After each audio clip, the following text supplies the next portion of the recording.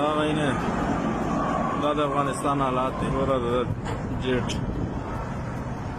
د ازبکستان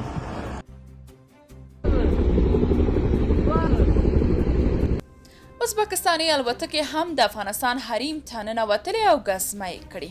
وړمه ورځ داعش له افغانستان څخه پر ازبکستان راکټي بریدونه کړي وو. حالات داسې نه دي روان لکه څرنګه چې فکر ورته کېده. طالب له خپلو ژمنو په شا شوی او د قطر معاهده شاته غورځول شوې.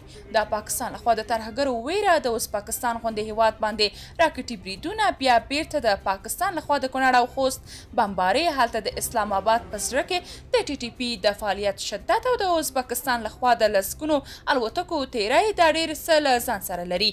نړیوالو ته دا ښودل دي چې افغانستان ټولې نړۍ ته بیا د خطر ځاله ده.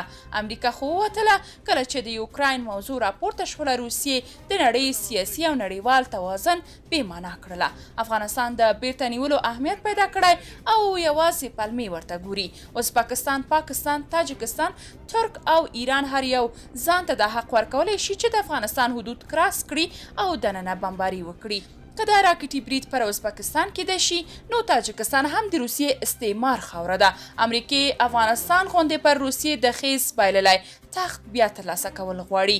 طالب که داسې ګونګ روان وي نو پوه دې شي چې مسایل یې پر وړاندې په چټکۍ سره تغییرېږي. په افغانستان کې د ترهګریزو بریدونو تر شا نوې خبرې شته. پرون مو لسګونه بېګناه هیوادوال له لاسه ورکړي او طالب پرې سر هم نه ګروي. درنو لیدونکو، تاسو که د دې موضوع په اړه کوم نظر لرئ کمنټ کې شریک او چینل سبسکرایب کړئ.